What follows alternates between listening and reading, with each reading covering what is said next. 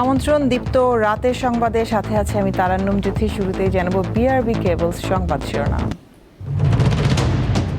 দেশে ডিজিটাল লেনদেনকে এগিয়ে নিচ্ছে বাংলা কিউআর। ভোক্তার থেকে 1 কোডেই বিনিময় মূল্য নিতে পারছেন বিক্রেতারা, বাড়ছে আগ্রহ।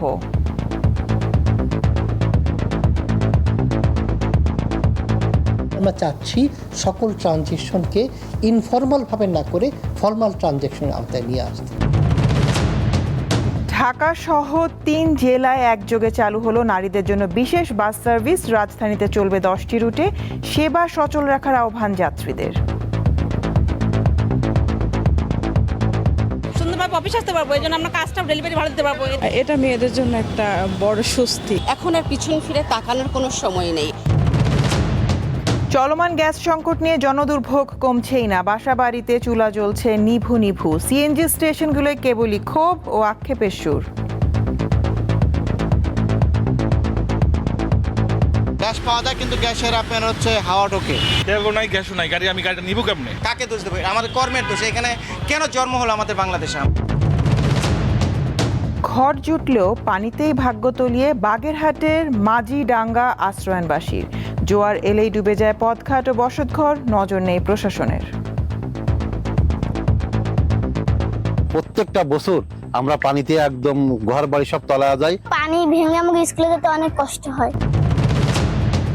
আফগানিস্তানে 5 বছর পূর্ণ হলো তালেবান শাসনের। নারীর জন্য থমকে যাওয়া স্বপ্ন ও টিকে থাকার লড়াই চলছে। তৈরি হয়েছে অর্থনৈতিক সংকট।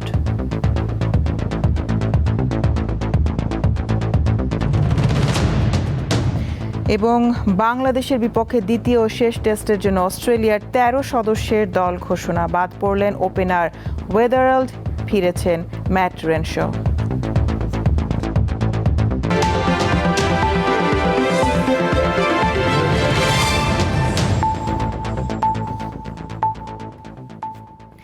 ডিজিটাল অর্থনীতি বা ক্যাশলেস দেশ গড়ার লক্ষ্যে বাংলা কিউআর বা কুইক রেসপন্স সেবা চালু করেছে বাংলাদেশ ব্যাংক। এর মাধ্যমে ক্রেতারা যে কোনো ব্যাংক বা মোবাইল আর্থিক সেবার অ্যাপ দিয়ে একটি নির্দিষ্ট কিউআর কোড স্ক্যান করে খুব সহজেই বিক্রেতার পণ্যের দাম পরিশোধ করতে পারছেন, যা ব্যবহারে ক্রেতা বিক্রেতাদের মাঝে আগ্রহ বাড়াচ্ছে। বাংলা কিউআর নিয়ে ধারাবাহিক প্রতিবেদনের দেখুন প্রথম পর্ব। বাংলা কিউআর হলো দেশের একটি সার্বজনীন একক বা ইন্টার অপারেবল কিউআর কোড ব্যবস্থা। এর মাধ্যমে একটি মাত্র কিউআর কোড স্ক্যান করে বিভিন্ন ব্যাংক, মোবাইল ফাইন্যান্সিয়াল সার্ভিস যেমন বিকাশ, রকেট, উপায়, নগদ এবং ডিজিটাল ওয়ালেটের অ্যাপ থেকে সরাসরি পেমেন্ট করা যায়। এই ব্যবস্থা লেনদেনকে সহজ করেছে। নতুন এই ব্যবস্থার প্রতি সাধারণ মানুষের আগ্রহ তৈরি হচ্ছে। ক্যাশ টাকা আমার কাছে যথেষ্ট ছিল না, আমার আবার ব্যাংক অ্যাকাউন্টে যে টাকাটা তুলে আনতে হতো, কিন্তু ভাইয়ের কাছে দেখলাম বাংলা কিউআর আছে, আমার ব্যাংক অ্যাকাউন্টে টাকা ছিল, আমি ইজিলি কিউআরে কি পেমেন্ট করে কেনাকাটা করতে পারতেছি। ভাঙতির জন্য অন্য জায়গায় যাইতে হয়, আবার অনেক সময় জাল টাকা পাই, ছিঁড়া টাকা পাই, তো এই ধরনের কোনো সমস্যা হলো না। এদিক থেকে ঠিক আছে, ঝুঁকিটাও কম থাকে। আমার কাছে হ্যান্ড ক্যাশ থাকলো না, কার্ড নিয়ে ঘুরছি, কিউআর কোড দিয়ে পারচেজ করছি। এখন একটি মাত্র কিউআর কোড, ফলে আলাদা আলাদা বিকাশ, নগদ, রকেট, উপায় বা ব্যাংক অ্যাপসের জন্য ভিন্ন কিউআর স্ক্যানের প্রয়োজন নেই। বাংলা কিউআর কোড এমন একটি কোড যেটা বাংলাদেশের সবগুলো bank account, MFS account, wallet account এগুলোকে একত্রিত করেছে থ্রু ন্যাশনাল পেমেন্ট সুইচ। এবং এই বাংলা কিউআরের মাধ্যমে যে কোনো গ্রাহক, সে এমএফএসের গ্রাহক হতে পারে, সে একটা ওয়ালেট হোল্ডার হতে পারে, সে একটা ব্যাংকের গ্রাহক হতে পারে, সে এইটার মাধ্যমে পেমেন্টটা দিতে পারবে। বাংলা কিউআরের মাধ্যমে লেনদেনে ভাঙতি সমস্যার সমাধান হয়েছে। এছাড়া দূর হয়েছে ছেঁড়া নোট নিয়ে ক্রেতা বিক্রেতাদের নিত্যদিনের অসন্তোষ।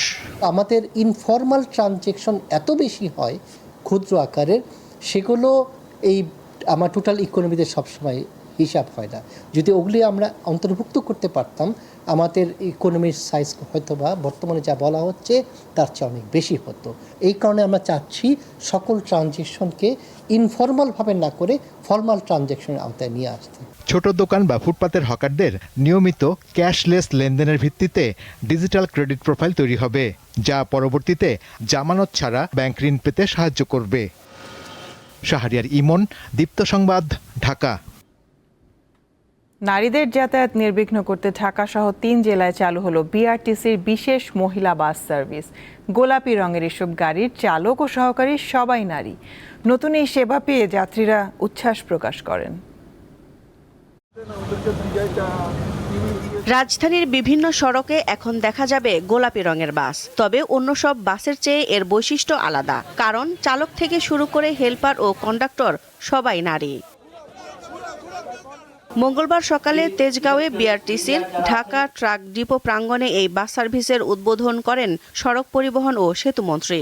ঢাকার মাল্টিমোডাম যোগাযোগ ব্যবস্থাপনা প্রতিষ্ঠিত করবার ক্ষেত্রে ইবি বাস এখন খুবই জরুরি। এ সময় মন্ত্রী জানান, দেশের সব বিভাগেই পর্যায়ক্রমে মহিলা বাস সার্ভিস চালুর পরিকল্পনা রয়েছে সরকারের। যে 200 ইবি বাস আমরা ডাইরেক্ট প্রক্রিমেন্টে গিয়েছি, তার মধ্যে 100 নারীদের জন্য আমরা রাখছি বিভিন্ন রুটে।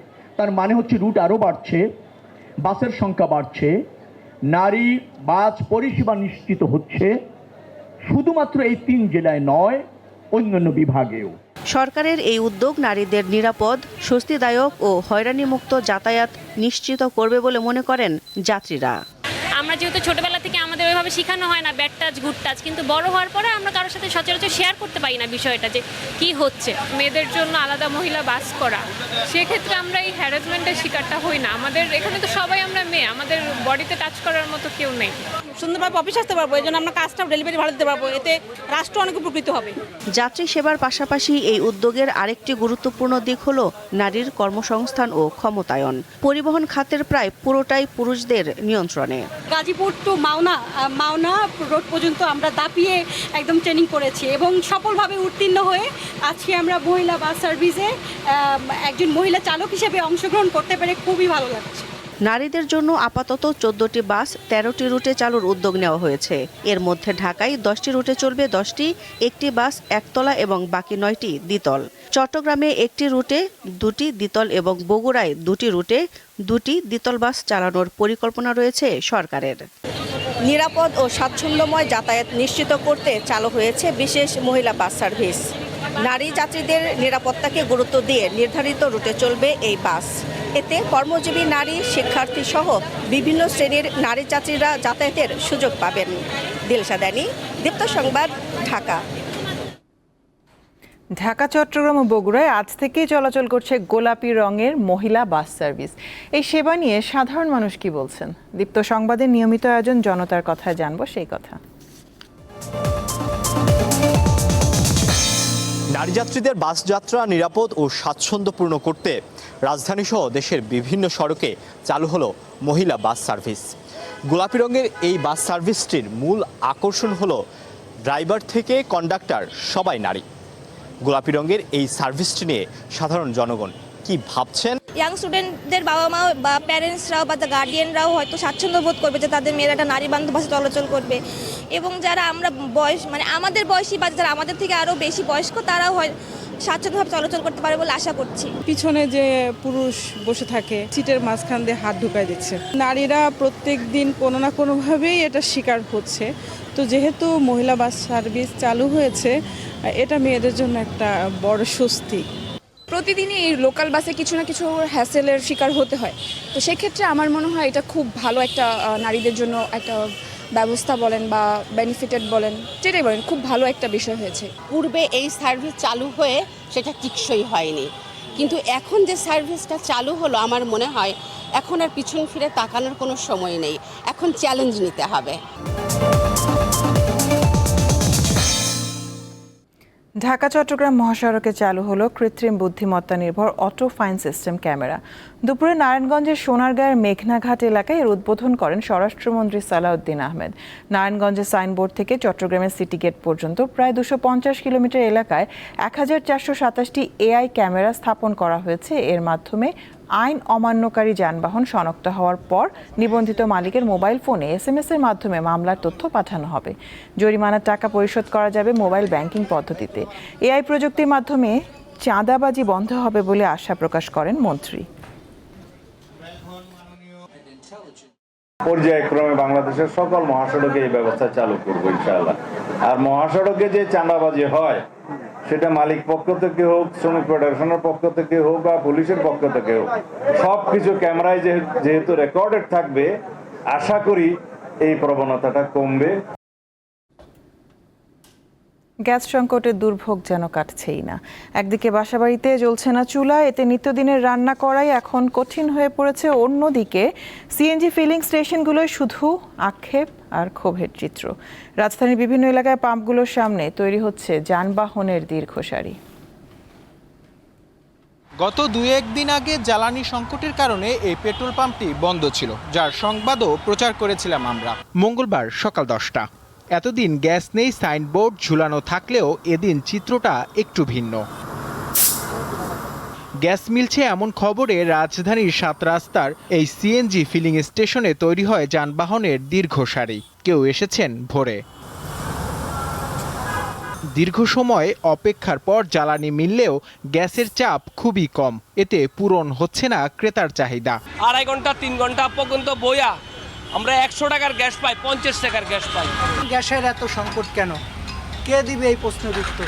আমাদেরকে ওই যে মোয়া বুলানো, মোয়ার গল্প শোনান, ছেলের হাতের মোয়া, ওই গল্প শুনে আমাদেরকে এই চালান, আল্লাহ যেভাবে চালায় ওইভাবেই চলতেছি। গ্যাস পাওয়া যায় কিন্তু গ্যাসের আপনার হচ্ছে হাওয়া ঢোকে। এই যে স্লিপ 285 টাকার গ্যাস পেলাম। গ্যাসের দাম বাড়ানো লাগে, বাড়াবে, কিন্তু মানুষকে কষ্ট দেওয়ার কোনো যুক্তিকতা নাই। গ্যাস লইতে গেলে কি বলবো, কিছু বলার নেই। এটা কাকে দোষ দেবো? আমাদের কর্মের দোষ। এখানে কেন জন্ম হলো আমাদের বাংলাদেশে? আমাদের সময় গড়ালে সরবরাহ কিছুটা বাড়ে, তাই কাজের গতি বাড়ে কর্মীদের। এখন ড্রাইভার যতটুকু গ্যাসের দরকার হয়তো 3 ভাগের জায়গায় 2 ভাগ বা 1.5 ভাগ পাইতেছে, কিন্তু চলতেছে, কিন্তু পাম্প বন্ধ থাকতেছে না। একই ফিলিং স্টেশনের চিত্র পাল্টে যায় কিছুক্ষণ পরেই। হ্যান্ড মাইকে ঘোষণা করা হয় গ্যাস দেয়া বন্ধ। এ খবরে হতাশ হয়ে পড়েন গ্যাস নিতে আসা গ্রাহকরা। মনে চাইছে যে পাম উড়ে যায়, এরকম মনে হয়, নিজে মনে হয়। তেলও নাই, গ্যাসও নাই, আমি গাড়িটা নিব কেমনে? কোনো উপায় নাই এখানে যদি গ্যাস আমি না পাই এখন বর্তমানে। মেন রোড থেকে সিরিয়াল ধরে ঘুরে এই জায়গায় আসছি, এখন মাইকিং করা কইতাছে গ্যাস নাই। ঠিক কেসটা এরকম হয়ে গেছে, ওই কেসে উঠতে গেছে, বন্ধ হয়ে গেছে লাইনে গ্যাস। দেশে গ্যাসের যে তীব্র সংকট তার অন্যতম উদাহরণ এই গাড়ির দীর্ঘ সারি। ঘন্টার পর ঘন্টা লাইনে দাঁড়িয়েও পাচ্ছে না সেই কাঙ্ক্ষিত গ্যাস। এই ভোগান্তির যেন শেষ নেই। শুধু পরিবহন নয়, বাসাবাড়িতেও ভোগান্তি চরমে। অনেক স্থানে দিন হোক বা রাতে জ্বলছে না চুলা। বাচ্চাদের যে কোনো কিছু রান্না করে খাওয়াবো তা কোনো কায়দা নেই, কোনো রকম গ্যাস থাকেই না একদিন। দেশে গ্যাসের চাহিদা যেখানে প্রতিদিন প্রায় 4,000 মিলিয়ন ঘনফুট, সেখানে দেশে উৎপাদন কমে যাওয়া ও এলএনজি সরবরাহের সীমাবদ্ধতায় সর্বোচ্চ 2,425 মিলিয়ন ঘনফুট গ্যাস মিলছে। নূর আলম, দীপ্ত সংবাদ, ঢাকা। রাজস্ব ব্যবস্থাপনা আরও আধুনিক, জনবান্ধব ও দুর্নীতিমুক্ত করার আহ্বান জানিয়েছেন প্রধানমন্ত্রী তারেক রহমান। মঙ্গলবার রাজস্ব সম্মেলনে তিনি বলেন, করদাতাদের এমন একটি ব্যবস্থা দিতে হবে যেখানে এনবিআরকে মানুষ ভয় নয়, বিশ্বাস করবে, ফলে সহজ হবে রাজস্ব আহরণ। রাজধানীর বাংলাদেশ চীন মৈত্রী সম্মেলন কেন্দ্রে মঙ্গলবার আয়োজন করা হয় রাজস্ব সম্মেলন 2026। এর উদ্দেশ্য অভ্যন্তরীণ রাজস্ব আহরণ বৃদ্ধি করা এবং আধুনিক, কার্যকর ও জনবান্ধব রাজস্ব ব্যবস্থাপনা গড়ে তোলা। অর্থ মন্ত্রণালয়ের অভ্যন্তরীণ সম্পদ বিভাগ ও জাতীয় রাজস্ব বোর্ড এনবিআর এর এই যৌথ আয়োজনে প্রধান অতিথি প্রধানমন্ত্রী তারেক রহমান। অনুষ্ঠানে প্রধানমন্ত্রী বলেন, ভঙ্গুর অর্থনীতির মধ্যে দায়িত্ব নেওয়া বর্তমান সরকারের সামনে বড় চ্যালেঞ্জ হল অভ্যন্তরীণ আয় বাড়ানো। এনবিআর এর সকল কার্যক্রমের সাফল্যের উপরেই সরকারের সকল উন্নয়ন পরিকল্পনা গ্রহণ এবং বাস্তবায়নের সফলতা বহুলাংশে নির্ভরশীল।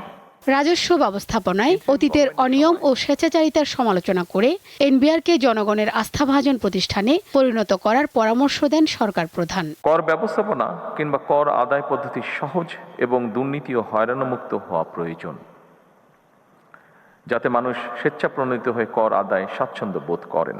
রাজস্ব ব্যবস্থাপনার উপরে ভ্যাট ট্যাক্স দাতাদের আস্থা ও বিশ্বাসের সম্পর্ক তৈরি হলে রাজস্ব আহরণ অনেক সহজ হয়ে যায়। সুতরাং দক্ষ ব্যবস্থাপনার মাধ্যমে জাতীয় রাজস্ব বোর্ডকে এমনভাবে গড়ে তোলা প্রয়োজন যেখানে মানুষ এই প্রতিষ্ঠানকে ভয় না করে বরং বিশ্বাস করবে। বৈশ্বিক ব্যবস্থার সঙ্গে তাল মিলিয়ে রাজস্ব কর্মকর্তাদের digital economy, e commerce, transfer pricing, কৃত্রিম বুদ্ধিমত্তা ও ডাটা অ্যানালিটিক্সে দক্ষতা অর্জনের উপর গুরুত্ব আরোপ করেন তিনি। আমি আশা করি দেশের স্বার্থে আপনারা এনবিআরকে জনগণের আরো বিশ্বস্ত এবং আস্থাভাজন প্রতিষ্ঠানে পরিণত করতে সক্ষম হবেন। ব্যক্তি স্বার্থের চেয়ে প্রতিষ্ঠান তথা সবার আগে দেশের স্বার্থ রক্ষা করা প্রয়োজন। রাজস্ব আহরণে সাম্প্রতিক প্রবৃদ্ধির ধারা অটুট রাখতে সংশ্লিষ্টদের তাগিদ দেন প্রধানমন্ত্রী। আপনারা অবশ্যই পারবেন ইনশাআল্লাহ। শিউলি শবনম, দীপ্ত সংবাদ, ঢাকা। জোয়ার ভাটার সঙ্গে লড়াই করে বেঁচে আছেন বাগেরহাট সদর উপজেলার মাঝিডাঙ্গা আশ্রয়ণ প্রকল্পের বাসিন্দারা। জোয়ার এলেই পানিতে তলিয়ে যায় বসতঘর ও রাস্তাঘাট সহ বিভিন্ন স্থাপনা, ফলে তৈরি হয় চরম ভোগান্তি। 1998 সালে শুরু হওয়া বাগেরহাট সদর উপজেলার মাঝিডাঙ্গা আশ্রয়ণ প্রকল্পটিতে এখন বসবাস করেন প্রায় 3 শতাধিক পরিবার। প্রতি বছর বর্ষা মৌসুমে বৃষ্টি এবং জোয়ারের পানিতে প্লাবিত হয় এখানকার প্রতিটা ঘর এবং চলাচলের মূল যে সড়কটি সেটি। স্থানীয় বাসিন্দাদের অভিযোগ, দীর্ঘদিন ধরে তারা এই ভোগান্তির মধ্যে থাকলেও সংশ্লিষ্ট কর্তৃপক্ষ টেকসই বেড়িবাঁধ সহ কোনো ধরনের উদ্যোগ গ্রহণ করেননি। প্রতি বছর বর্ষার মৌসুম আসলে জোয়ারের পানিতে প্রত্যেকটা পরিবারের ডুবতে হয়, আর ভাটা হলে শুকায়। মাঝিডাঙ্গায় আশ্রয়ণ প্রকল্পে আজ কতটা বছর আমরা এরকম ভুক্তভোগী। আজ 5-7 দিন রান্না বান্না আমাকে চলে না, আমরা ঘরে থাকতে পারি না। আমরা প্রত্যেকটা বছর আমরা পানিতে একদম ঘর বাড়ি সব তলায় যায়, বাচ্চা কাচ্চা স্কুলে যেতে পারে না। প্রতিদিন পানি ভেঙে আমাকে স্কুলে যেতে অনেক কষ্ট হয়। 3 শতাধিক পরিবারের প্রায় 2000 বাসিন্দার এখন রয়েছে চরম ভোগান্তির মধ্যে। জলাবদ্ধতার কারণে যে মানুষের দুর্ভোগের কথা জানতে পেরে আমরা এখানে এসেছি এবং দুর্যোগ পরবর্তী সহযোগিতা হিসেবে আমরা এই পানিবন্দী মানুষদেরকে আমরা কিছু খাদ্য সহায়তা প্রদান করছি এবং পরবর্তীতে আমরা এখানকার স্থায়ী সমাধানের জন্য চিন্তা ভাবনা করছি। মাঝিডাঙ্গা আশ্রয়ণ প্রকল্পের বাসিন্দাদের এখন একটাই দাবি, বছরের পর বছর ধরে চলতে থাকা এই ভোগান্তির অবসান এবং একটি টেকসই বেড়িবাঁধ। মামুন আহমেদ, দীপ্ত সংবাদ, বাগেরহাট। রাজশাহীতে এবার পাটের ফলন বেশ ভালো হয়েছে, মিলছে প্রত্যাশিত দামও, ফলে মাঠে মাঠে ফিরছে ব্যস্ততা আর কৃষকের মুখে ফুটেছে স্বস্তির হাসি। একসময় লোকসানের কারণে যে পাট চাষ ছেড়ে দিচ্ছিলেন অনেক কৃষক, এবার সেই পাটই তাদের নতুন করে আশার আলো জগাচ্ছে। গতবারের চেয়ে এবারে ফলন ভালো হয়েছে পাটের। কৃষকের 1 বিঘা জমিতে 10 থেকে 12 মণ পাট হবে। বরাবর যে চাকরা যে দামে চলছে, এরকম দাম থাকলে কৃষকের লাভজনক হবে। গতবারও ফলন ওরমই 9-10 মণ ছিল, দাম পাইছি কম। আগের তুলনায় 70% জমিতে শুধু পাট আর পাট, ধরেন যেগুলা পেঁয়াজ রসুন আসছিল, এছাড়াও এক্সট্রা গমের জমিগুলা সম্পূর্ণই পাট। এবারে পাটের দামটাও একটু ভালো আছে, তাতে বোঝা যাচ্ছে যে গতবারকার থেকে এবারে লাভবানটা একটু কৃষক বেশি হবে। ইতিমধ্যেই এবছরের পাটের আমাদের 50 ভাগের মতো পাট আমাদের পত্তন সম্পন্ন হয়েছে। কৃষকরা বাজার মূল্য এখন পর্যন্ত যেটা পাচ্ছে ভালো পাচ্ছে। আশা করি এবছর কৃষকরা পাটের ভালো দাম পাবে। ভালো ফলন, বাজারে ন্যায্য দাম আর বিশ্বজুড়ে পরিবেশ বান্ধব পণ্যের চাহিদা বাড়ায় রাজশাহীর কৃষকদের বিশ্বাস, হারানো গৌরব ফিরে পেতে পারে বাংলাদেশের সোনালী আঁশ। ইউসুফ আদনান, দীপ্ত সংবাদ, রাজশাহী। নাট্যাচার্য সেলিম আল দীনের জন্মবার্ষিকী উপলক্ষে রাজধানী শিল্পকলা একাডেমিতে শুরু হয়েছে 3 দিনব্যাপী নাট্য উৎসব। সন্ধ্যায় বাংলাদেশ শিল্পকলা একাডেমির জাতীয় নাট্যশালায় উদ্বোধনী আয়োজনে ঢাকা থিয়েটার মঞ্চস্থ করে সেলিম আল দীন রচিত নিমজ্জন। এছাড়া বুধবার জাতীয় নাট্যশালায় জাহাঙ্গীরনগর বিশ্ববিদ্যালয়ের নাটক ও নাট্যতত্ত্ব বিভাগ মঞ্চস্থ করবে জহরনামা। উৎসবের সমাপনী দিনে বৃহস্পতিবার একই মঞ্চে প্রদর্শিত হবে নাটক একসাথে চলি একসাথে বাঁচি। পরিবেশনায় থাকবে নাট্য সংগঠন সুন্দরম। সেই সব কবি, গণিতবিদ, রাষ্ট্রবিজ্ঞানী, দার্শনিক সাম্যিক গণতন্ত্রের মধ্য দিয়ে মানুষের নব নব উত্থানকে নিশ্চিত জ্ঞান করেছেন, কিংবা তারও আগের শতাব্দীতে খোদার সঙ্গে নির্দিষ্ট ফিলিস বাদী করেছিল। মানুষের চূড়ান্ত আকাঙ্ক্ষার গন্তব্য এবার দীপ্ত সংবাদের নিয়মিত আয়োজন সংবাদ সংক্ষেপ। ব্রাহ্মণবাড়িয়ার আখাউড়ার ঐতিহ্যবাহী শাহপীর কেল্লা বাবার মাজারের ওরস উপলক্ষে বসানো 4টি দান বাক্স থেকে প্রথমবারের মতো নগদ 1,03,00,000 টাকা পাওয়া গেছে। এর সঙ্গে বিপুল স্বর্ণালংকার ও বৈদেশিক মুদ্রাও রয়েছে। রাজশাহী মেডিকেল কলেজ হাসপাতালে একসঙ্গে 4 সন্তানের জন্ম দিয়েছেন প্রসূতি তিশা খাতুন। তাদের মধ্যে 2টি ছেলে ও 2টি মেয়ে। নির্দিষ্ট সময়ের আগে 34 সপ্তাহে জন্ম নেওয়া এই নবজাতকেরা বর্তমানে চিকিৎসকদের পর্যবেক্ষণে রয়েছে। ব্রাহ্মণবাড়িয়ার নাসিরনগরে এক কিশোরীকে ধর্ষণের অভিযোগ উঠেছে তার আপন চাচাতো ভাইয়ের বিরুদ্ধে। এই নিয়ে স্থানীয়ভাবে সালিশ বসিয়ে অভিযুক্ত তরুণকে কান ধরে মাত্র 7 বার উঠবস করিয়ে শাস্তি দেওয়া হয়। তবে এই বিচার প্রত্যাখ্যান করেছে ওই কিশোরীর পরিবার। বদলে যাচ্ছে বাংলাদেশ জেলের নাম, পরিবর্তন করে নতুন নাম কাস্টোডিয়াল অ্যান্ড কারেকশন সার্ভিস করার উদ্যোগ নেওয়া হয়েছে বলে জানিয়েছেন কারা মহাপরিদর্শক ব্রিগেডিয়ার জেনারেল সৈয়দ মোতাহার হোসেন। দীপ্ত বার্তা কক্ষ। আফগানিস্তানে তালেবান সরকারের 5 বছর পূর্ণ হয়েছে। এ নিয়ে বিস্তারিত দেখব একটি রিপোর্টে। 2021 সালের 15ই আগস্ট 5 বছর আগে প্রায় কোনো প্রকার বাধা ছাড়াই আফগানিস্তানের ক্ষমতা দখল করে নেয় তালেবান যোদ্ধারা। যুক্তরাষ্ট্র ও তাদের মিত্র বাহিনী আফগানিস্তান থেকে সরে যাওয়ার পর এক বিশৃঙ্খলার মধ্যে দিয়ে দ্বিতীয়বারের মতো কাবুলের ক্ষমতার মসনদে বসে ইসলামপন্থী রাজনৈতিক এই সংগঠনটি। এরপর কেটে গেছে 5 বছর। আফগানিস্তানের ক্ষমতা দখলের পর পুরো দেশটির উপর নিয়ন্ত্রণ নিয়েছে তালেবান। বড় বিদ্রোহ তারা দমন করেছে এবং দেশটির পরিস্থিতি স্থিতিশীল করেছে। বিদ্রোহী গোষ্ঠী থেকে একটি কঠোর কেন্দ্রীভূত শাসন ব্যবস্থায় রূপান্তরিত হয়েছে। বিশেষ করে দেশটির সর্বোচ্চ নেতা হিবাতুল্লাহ আখুন্দজাদার হাতে ক্ষমতা ক্রমেই কেন্দ্রীভূত হয়েছে। কিন্তু এর বিনিময়ে আফগানিস্তান আরও দরিদ্র, বিচ্ছিন্ন ও দমনমূলক রাষ্ট্রে পরিণত হয়েছে। তালেবান শাসনের সবচেয়ে সমালোচিত দিক নারীদের ওপর কঠোর বিধিনিষেধ। গত 5 বছরে সবচেয়ে বেশি শোষণের শিকার হয়েছে আফগানিস্তানের নারীরা। সমাজের প্রতিটি স্তরে বঞ্চিত হয়েছে তারা। আফগানিস্তান বিশ্বের একমাত্র দেশ যেখানে 6ষ্ঠ শ্রেণীর পর থেকে প্রাতিষ্ঠানিকভাবে শিক্ষা বন্ধ। এছাড়া বিশ্ববিদ্যালয়ে নারীদের পড়াশোনা এবং শিক্ষকতাও নিষিদ্ধ। এতে করে নারী চিকিৎসক, শিক্ষক সহ বিভিন্ন পেশাজীবীর ঘাটতি তৈরি হচ্ছে। তালেবানের কট্টরপন্থী শাসনের কারণে দেশটি প্রায় 2,20,00,000 নারীর অধিকার ক্রমেই সংকুচিত হয়েছে। জাতিসংঘের তথ্য অনুযায়ী বর্তমানে আফগানিস্তানে মাত্র 7% নারী কর্মসংস্থানে যুক্ত হতে পারছেন। চলাফেরা, চাকরি ও জনজীবনে অংশগ্রহণের ক্ষেত্রেও নারীরা কঠোর বিধিনিষেধের মুখে পড়ছেন। চাপিয়ে দেওয়া হয়েছে পুরুষ অভিভাবক ছাড়া ভ্রমণে কড়াকড়ি, বিয়ের ন্যূনতম 16 বছরের বয়সসীমা তুলে দেওয়া সহ একের পর এক নিয়ম। এমনকি তালেবান সরকারের বিধানে পুরুষরা স্ত্রীকে মারধরও করতে পারবে যতক্ষণ পর্যন্ত হাড় না ভাঙে বা দৃশ্যমান ক্ষত না তৈরি হয়। তালেবান ক্ষমতায় আসার পর থেকে প্রকাশ্যে শাস্তির বিধানও জোরদার করা হয়েছে। গত 5 বছরে শত শত মানুষকে প্রকাশ্যে বেত্রাঘাতের তথ্যও রয়েছে। এমনকি পুরুষ বন্ধুর সঙ্গে যোগাযোগের অপরাধে নারীদের চাবুক মারা হয় এবং জেলে পাঠানো হয়। আফগান শিশুরাও তালেবান আমলে বড় সংকটে রয়েছে। সেভ দ্য চিলড্রেনের তথ্য মতে প্রতি 10 শিশুর একজন তীব্র অপুষ্টিতে ভুগছে। তালেবান ক্ষমতায় ফেরার পর আন্তর্জাতিক সহায়তা প্রায় 75% কমেছে। তবে অভ্যন্তরীণ রাজস্ব বৃদ্ধির মাধ্যমে অর্থনীতিকে পুরোপুরি ভেঙেও পড়তে দেয়নি তারা। কিন্তু বর্তমানে দেশটিতে দারিদ্র্য আর দৈনন্দিন সংকটে মানুষ এতটাই বিধ্বস্ত যে শিক্ষা আর ভবিষ্যতের চিন্তা তাদের কাছে বিলাসিতা। প্রতিদিন শুধু বেঁচে থাকাটাই অনেক বড় বিষয়। 5 বছর পর সামরিক ও প্রশাসনিকভাবে তালেবান এখনো শক্ত অবস্থানে। বিশ্লেষকদের মতে শুধু আন্তর্জাতিক চাপ দিয়ে তালেবানের নীতি পরিবর্তন করানো সহজ নয়। 5 বছর পরও আফগানিস্তানের সবচেয়ে বড় প্রশ্ন, বিশ্বের সঙ্গে আলোচনায় কি নীতি বদলাবে আফগানিস্তান, নাকি পরিবর্তনের জন্য অপেক্ষা করতে হবে আফগান সমাজের ভেতর থেকেই? ইশরাত সুমা, দীপ্ত বার্তা কক্ষ।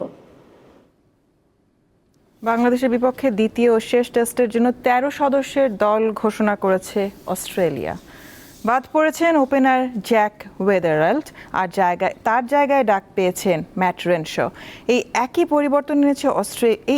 পরিবর্তনই এনেছে অস্ট্রেলিয়া। ডারউইন টেস্টে অস্ট্রেলিয়ার 2 ইনিংসে 23 ও 0 রানে আউট হন ওয়েদারাল্ড। ক্রিকেট অস্ট্রেলিয়া এক বিবৃতিতে তার বাদ পড়ার বিষয়টি নিশ্চিত করেছে। আগামী 22 আগস্ট শুরু হবে দ্বিতীয় ও শেষ টেস্ট।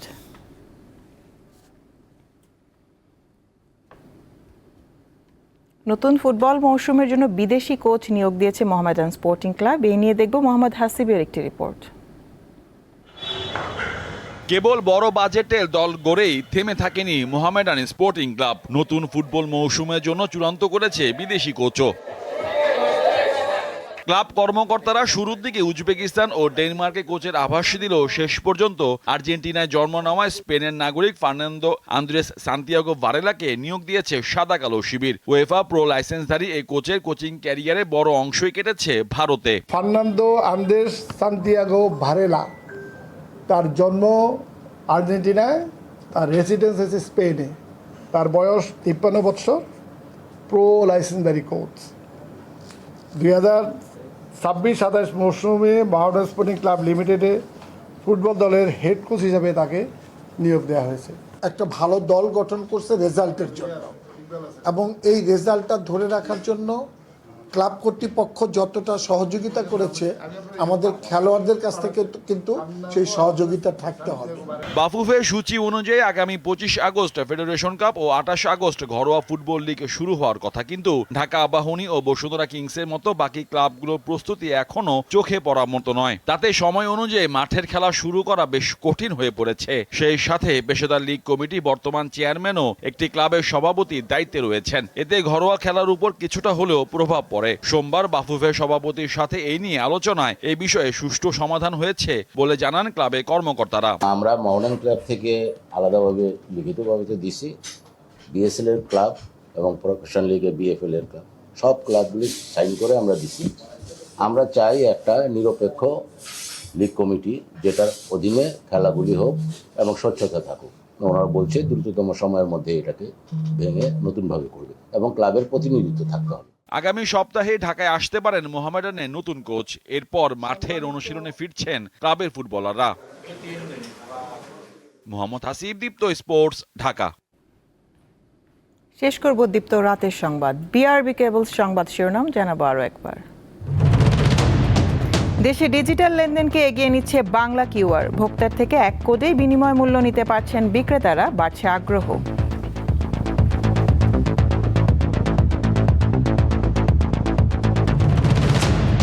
ঢাকা সহ 3 জেলায় একযোগে চালু হলো নারীদের জন্য বিশেষ বাস সার্ভিস। রাজধানীতে চলবে 10টি রুটে। সেবা সচল রাখার আহ্বান যাত্রীদের।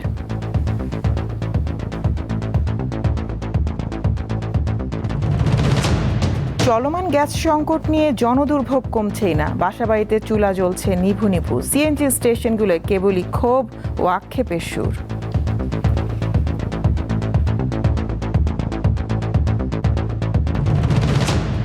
ঘর জুটলেও পানিতেই ভাগ্য তলিয়ে বাগেরহাটের মাঝিডাঙ্গা আশ্রয়নবাসীর। জোয়ার এলেই ডুবে যায় পথঘাট ও বসতঘর, নজর নেই প্রশাসনের।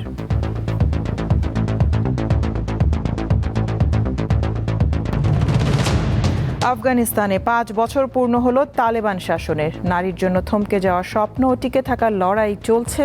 তৈরি হয়েছে অর্থনৈতিক সংকট।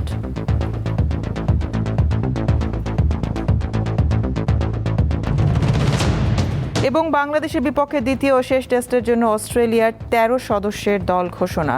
বাদ পড়লেন ওপেনার ওয়েদারাল্ড, ফিরেছেন ম্যাট রেনশো।